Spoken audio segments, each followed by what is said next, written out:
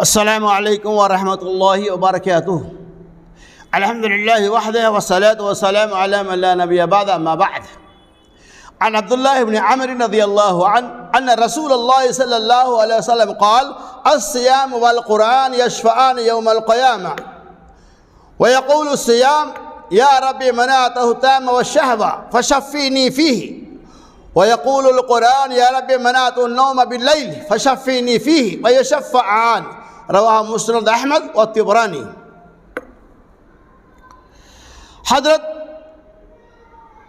عبداللہ بن عمر رضی اللہ تعالیٰ عنہ کہتے ہیں بے شک رسول اللہ صلی اللہ علیہ وسلم نے ارشاد فرمایا الصیام والقرآن یشفعان للعبد یوم القیامہ،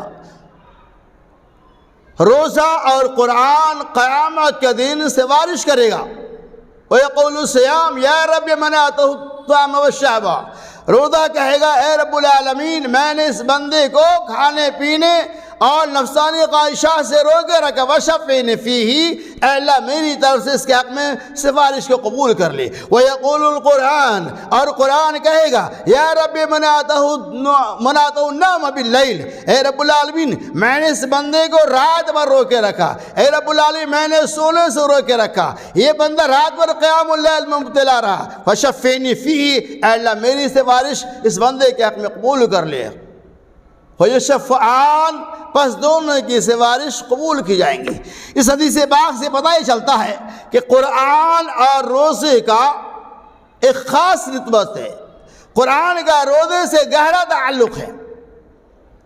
چونکہ رمضان کا مہینہ چل رہا ہے، اس ماہ مبارک کے اندر بندے مومن اللہ رب العالمین کی عبادت اور ریاضت کرتے ہیں، اللہ تبارک و تعالیٰ کی تقرب کے لیے بے شمار کار خیر کو انجام دیتے ہیں۔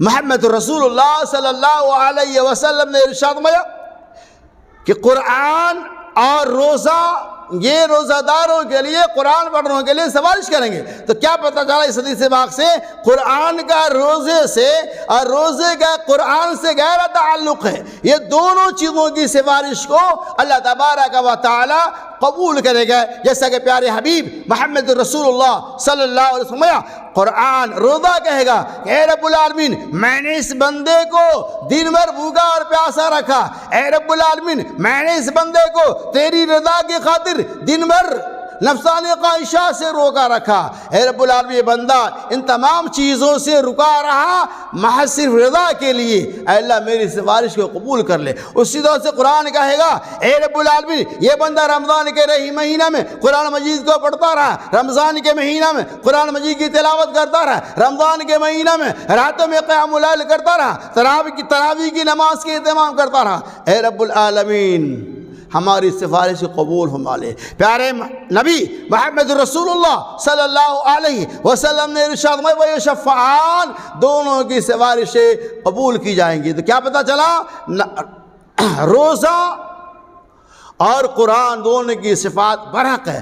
بہت سارے مسلمان ایسے ہیں جو روزہ تو رکھتے ہیں، نمازوں کی پابندیاں کرتے ہیں، لیکن قرآن کھول کر نہیں دیکھتے، یا قیام اللیل کا اہتمام نہیں کرتے، جان بوجھ کر تراویح نہیں پڑھتے، جان بوجھ کر قیام اللیل نہیں کرتے، جان بوجھ کر قرآن کی تلاوت باوجود کہ اللہ نے اسے پڑھنے کی صلاحیت دے رکھی ہے اس کے باوجود بھی نہیں پڑھتے ہیں۔ لہذا میں اللہ سے دعا کرتا اللہ تبارک و تعالیٰ دنیا کے تمام مسلمین اور مسلمات کو روزے کے اہتمام کرنے کے ساتھ ساتھ، قرآن کی تلاوت کرنے کے ساتھ ساتھ، ذکر و اذکار کرنے کے ساتھ ساتھ قیام اللیل کا بھی اہتمام کرنے کی توفیق رفیق عطا فرمائے۔ آمین۔ وآخر دعوانا ان الحمد للہ رب العالمین۔